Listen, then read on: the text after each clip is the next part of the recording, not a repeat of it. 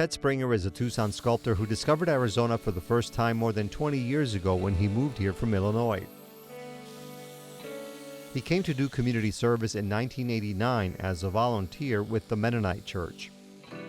I was a volunteer for 2 years, primarily to help people who owned their homes but couldn't afford to, the repairs. So worked a lot with elderly and so help them kind of just keep their homes livable.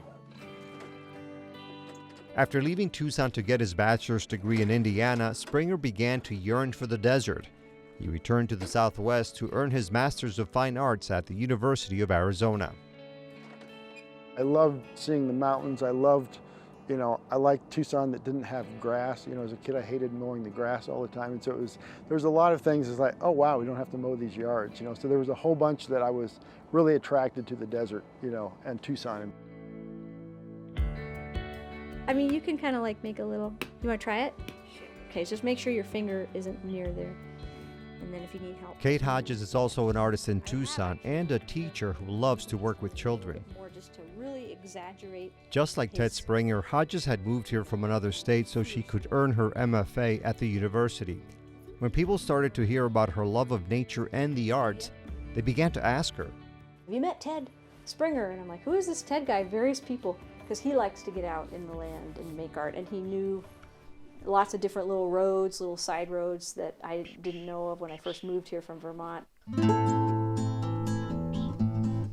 During one of those outings with a friend, Ted Springer was introduced to this high desert land west of Tucson. 5 acres for sale. Springer wasn't interested, at least initially. Didn't have any money at the time, did not think I wanted or was in a place to buy property. And so I kind of was drug out here kicking and screaming the whole day from town, not realizing we were gaining elevation the whole way out from town. And then I turned around and looked at the view, and so I, okay, even though I don't have any money, but I am interested in moving in this direction. He bought his first plot in 2004, and soon after, he did meet Kate Hodges. They connected, and a decade later, they owned 25 acres.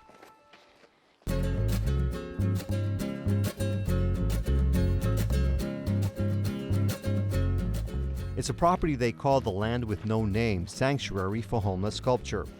Artists who can't store or haven't sold their pieces can keep them in this giant outdoor gallery surrounded by nature's elements. What'd you see? Visitors can also come out and enjoy the combination of art and the environment. It's really rolling hills, and so what happens is it creates little niches for all the pieces to kind of have a space in and of themselves. If you go to like a gallery setting or even a lot of art parks, the pieces all have to compete with each other, and this kind of creates a really nice little environment for the places to have breathing room of their own, and which makes experiencing the pieces a lot more enjoyable oftentimes. We like to call this piece, it wasn't its original name, but we like to call it the megaphone for expressing your dreams to the world, because that's how people have been using it out here. They come by, take this little device here, hold it up, and yell out their dreams to the world.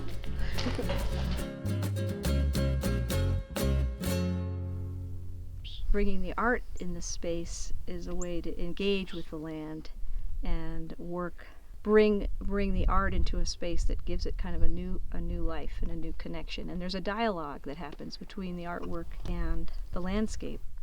This installation, for example, illustrates 3 people on a dangerous journey. The Better Border Buddies are heading north in the desert, looking for a brighter future in a place with more opportunities. They travel with no arms.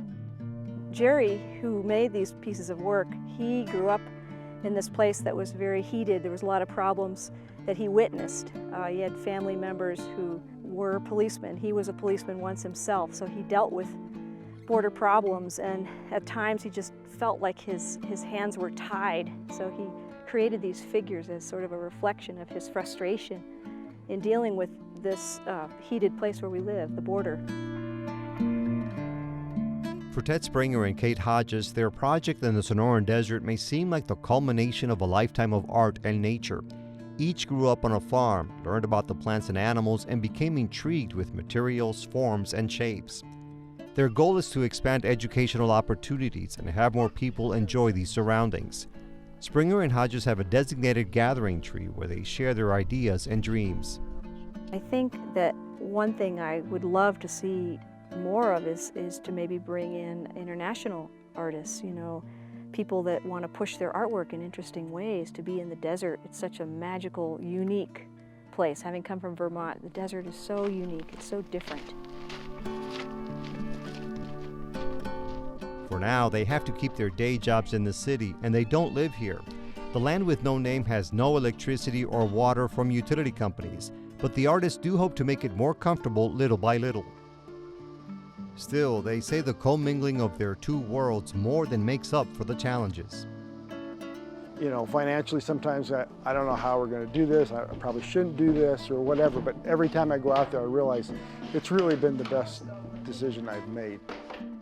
I feel incredibly blessed to be a part of the desert landscape, to have this land that I can share with Ted and share with people. And it's very much about bringing people to that place. And I feel very blessed to have opportunities to make art with kids. And I'm not even going to complain about being poor because it's so much about being happy with what you choose to do. When I'm out in nature, I feel connected to something bigger than myself.